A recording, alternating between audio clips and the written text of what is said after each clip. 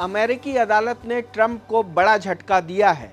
Federal court ने H-1B visa पर लगाए गए $1 लाख यानी करीब 95 लाख रुपए के अतिरिक्त शुल्क को रद्द करते हुए साफ कहा कि राष्ट्रपति अपने दम पर ऐसा आर्थिक बोझ नहीं थोप सकते। बोस्टन की अदालत ने अपने फैसले में माना कि ट्रंप प्रशासन जिस रकम को फीस बता रहा था वह वास्तव में एक टैक्स की तरह काम कर रही थी।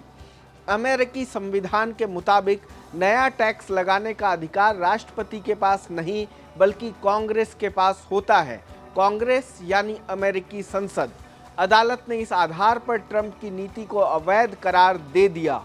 दरअसल सितंबर 2025 में ट्रंप ने घोषणा की थी कि जो अमेरिकी कंपनियां H-1B वीजा पर विदेशी कर्मचारियों को नौकरी देंगी उन्हें प्रत्येक वीजा के लिए $1 लाख अतिरिक्त भुगतान करना होगा। ट्रंप प्रशासन का तर्क था कि H-1B व्यवस्था का दुरुपयोग हो रहा है और कंपनियां कम वेतन पर विदेशी कर्मचारियों को रखकर अमेरिकी नागरिकों की नौकरियां छीन रही है। लेकिन अदालत ने इस दलील को स्वीकार नहीं किया।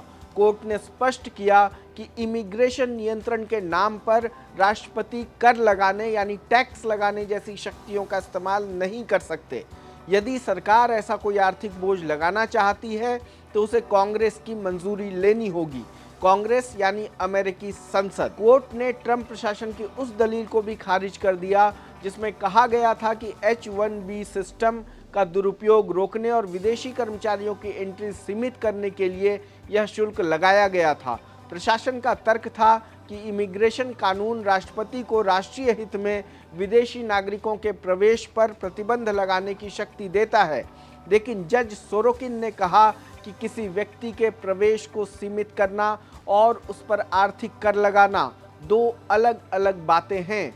इमिग्रेशन कानून राष्ट्रपति को टैक्स लगाने की शक्ति नहीं देता। फैसले में अदालत ने यह भी कहा कि $1 लाख का शुल्क पहले से मौजूद फीस की तुलना में 20 से 50 गुना ज्यादा है। इतनी बड़ी रकम का उद्देश्य केवल प्रशासनिक खर्च निकालना नहीं बल्कि राजस्व जुटाना था, इसलिए इसे नियामक शुल्क नहीं माना जा सकता।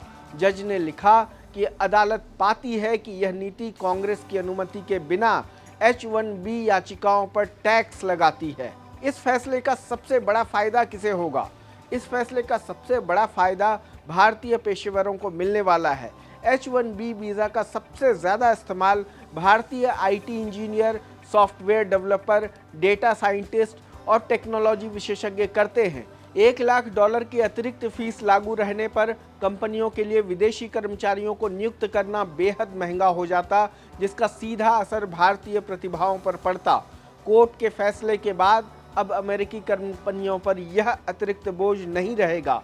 इससे भारतीय पेशेवरों के लिए अमेरिका में नौकरी के अवसर पहले की तुलना में अधिक खुले रहेंगे।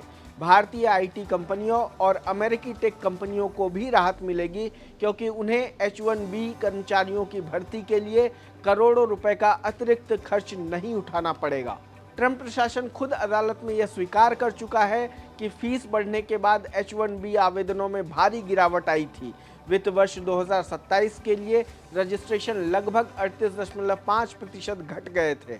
इससे साफ था कि नई नीति विदेशी प्रतिभाओं को हतोत्साहित कर रही थी। ऐसे समय में जब आर्टिफिशियल इंटेलिजेंस और टेक सेक्टर में छटनी के कारण विदेशी कर्मचारियों के लिए माहौल पहले से कठिन हुआ है, अदालत का यह फैसला हजारों भारतीय पेशेवरों के लिए राहत की खबर माना जा रहा है। यह सिर्फ एक फीस रद्द होने का मामला नहीं है बल्कि अमेरिकी न्यायपालिका द्वारा राष्ट्रपति की शक्तियों की सीमा तय करने और वैश्विक प्रतिभाओं के लिए अवसरों को बचाए रखने का संदेश भी है। अमेरिकी मीडिया ने इस फैसले को ट्रंप की इमिग्रेशन नीति पर बड़ी कानूनी हार बताया है। राइटर्स ने इसे अनधिकृत टैक्स करार दिए जाने पर जोर दिया, जबकि द गार्डियन ने लिखा कि अदालत ने ट्रंप की उस दलील को खारिज कर दिया जिसमें प्रशासन इस रकम को महज एक नियामक शुल्क बता रहा था। वॉशिंगटन पोस्ट ने इसे राष्ट्रपति की शक्तियों पर न्यायपालिका द्वारा लगाई गई एक महत्वपूर्ण सीमा बताया है। लोकमत हिंदी के इस रिपोर्ट में इतना ही। देश दुनिया की तमाम खबरों के लिए जुड़े रहें हमारे साथ। धन्यवाद।